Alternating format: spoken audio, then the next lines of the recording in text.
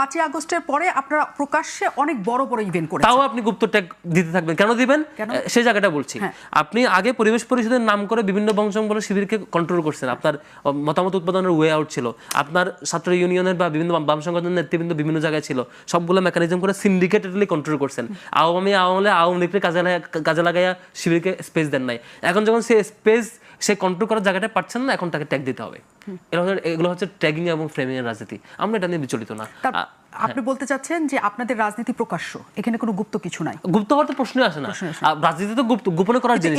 এখানে তাদের বক্তব্যের জায়গাটা আমরা একটু স্পষ্ট করি। তারা যেটা বলছেন যে আপনি ধরেন সাদেক কায়েমের কথা, যিনি জুলাই অভ্যুত্থানে খুবই সম্মুখ সারির তিনি একজন যোদ্ধা ছিলেন, যদিও তিনি সমন্বয়ক ছিলেন না, কিন্তু যখন তিনি বিশ্ববিদ্যালয়ের ছাত্র হিসেবে ওই আন্দোলনটাতে গিয়েছেন, আমরা ওই সময় বড় বড় সব ইভেন্টেও তাকে আমরা নাহিদ ইসলাম থেকে শুরু করে সার্জিস হাসনাত সবার পাশাপাশি দেখেছি, কারণ তিনি বিশ্ববিদ্যালয়।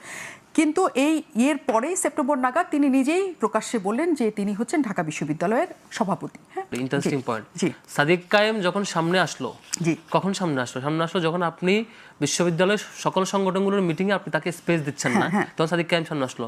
তখন তাদের প্ল্যান ছিল সাদিক কায়েমকে গুপ্ত রাখতে, শিবিরকে সামনে আসতে না দিতে। কাদের প্ল্যান ছিল? এই যে যারা বলছে, যারা গুপ্ত ট্যাগিং দিচ্ছে, তাদের প্ল্যান ছিল শিবির এই ফোরামে না আসুক, এই মিটিং এ না আসুক।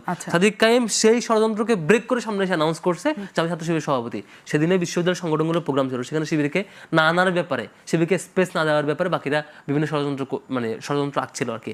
তো আমাদের অলওয়েজ চেষ্টাটা এটা ছিল যে আমরা পাবলিকলি এঙ্গেজ হই, আর তারা চেষ্টা করছে না এদেরকে চেপে রাখে, এদেরকে আসতে না দিই।